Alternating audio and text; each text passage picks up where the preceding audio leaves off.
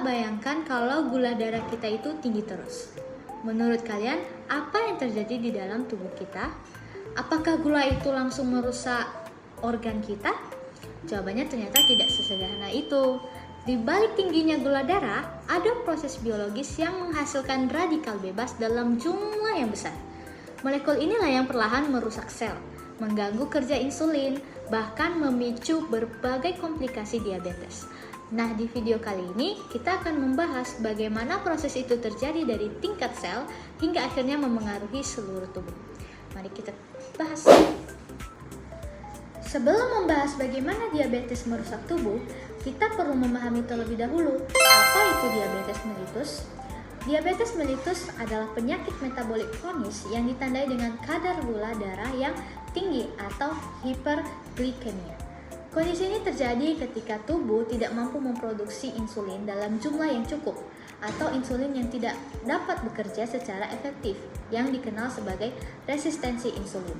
Padahal, insulin memiliki peran penting sebagai kunci yang membantu glukosa masuk ke dalam sel untuk diubah menjadi energi. Ketika insulin tidak bekerja dengan baik, glukosa akan terus menumpuk di dalam aliran darah, sementara sel-sel tubuh justru kekurangan energi. Namun, yang perlu diketahui adalah bahwa bahaya diabetes bukan hanya terletak pada tingginya kadar gula darah. Hiperglikemia yang berlangsung terus-menerus akan memicu berbagai reaksi di dalam sel. Salah satunya adalah pembentukan reaktif oksigen spesies atau ROS atau sering disebut sebagai radikal bebas. Lalu, bagaimana kadar gula darah yang tinggi dapat menghasilkan radikal bebas? Mari kita bahas pada bagian berikutnya. Ketika kadar gula darah terus tinggi, glukosa tidak hanya menumpuk di dalam darah, tetapi juga masuk ke dalam sel dalam jumlah yang berlebihan. Kondisi ini membuat mitokondria, yaitu organ yang berfungsi menghasilkan energi, bekerja jauh lebih keras dari biasanya.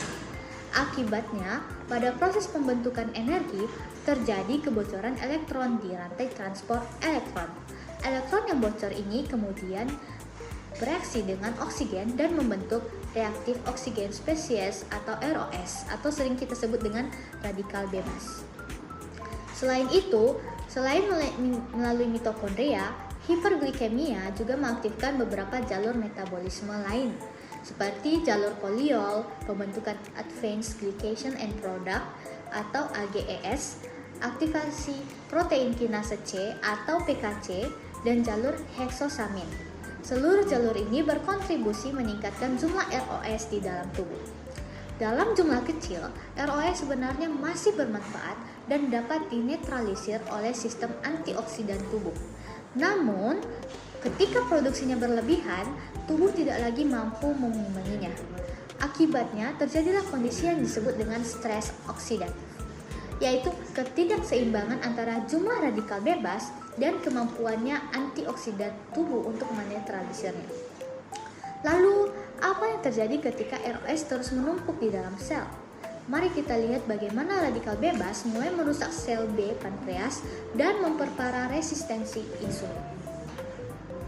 Setelah terbentuk dalam jumlah yang berlebihan, reaktif oksigen spesies atau ROS mulai menyerang berbagai komponen penting di dalam sel, seperti membran sel, protein, DNA, dan mitokondria.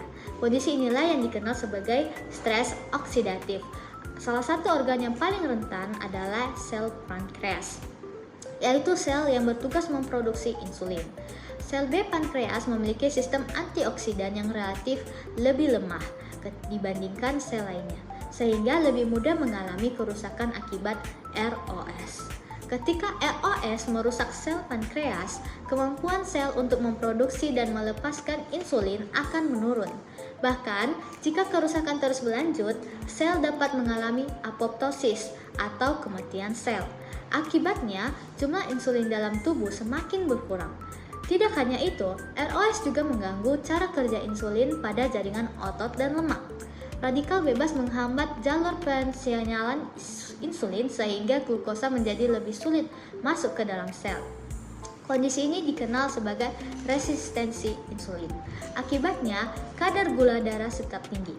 Semakin tinggi kadar gula darah, semakin banyak ROS yang terbentuk, sehingga kerusakan sel semakin parah. Inilah yang disebut sebagai lingkaran setan diabetes, yaitu hiperglikemia memicu pembentukan ROS. ROS memperburuk kerusakan sel dan resistensi insulin. Lalu kondisi tersebut kembali meningkatkan kadar gula darah. Lalu apakah tubuh memiliki cara untuk menghentikan serangan radikal bebas itu? Jawabannya adalah ya, melalui sistem pertahanan alami yang disebut dengan antioksidan. Nah, apakah kita memiliki kesatria penyelamat? Apa itu antioksidan? Setelah mengetahui bagaimana ROS merusak sel, muncul pertanyaan, apakah tubuh memiliki sistem pertahanan untuk melawannya? Jawabannya tentu saja ada. Tubuh memiliki sistem pertahanan alami yang disebut dengan antioksidan. Antioksidan adalah senyawa yang mampu menetralisir radikal bebas sebelum menyebabkan kerusakan pada sel dan jaringan. Cara kerjanya cukup sederhana. Radikal bebas bersifat sangat reaktif karena memiliki elektron yang tidak berpasangan. Nah, di sini antioksidan akan menyumbangkan elektron sehingga radikal bebas menjadi stabil dan tidak lagi merusak sel. Selain itu, tubuh juga memiliki enzim antioksidan seperti superoxide dismutase atau SOD, katalase atau CAT, dan glutathione peroxidase atau GPX.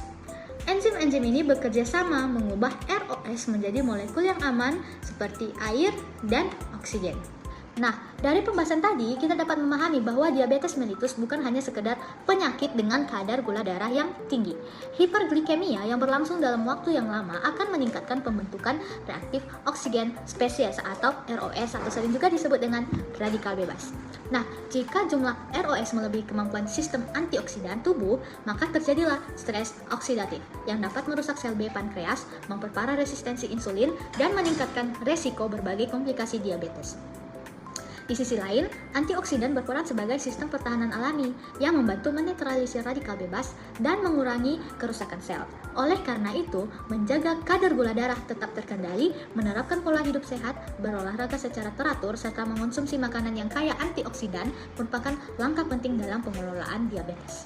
Semoga video ini dapat membantu Anda memahami bahwa menjaga kesehatan bukan hanya tentang menurunkan kadar gula darah, tetapi juga melindungi tubuh dari kerusakan akibat stres oksidatif.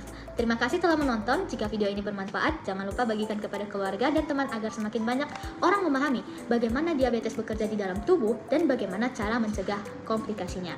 Bye!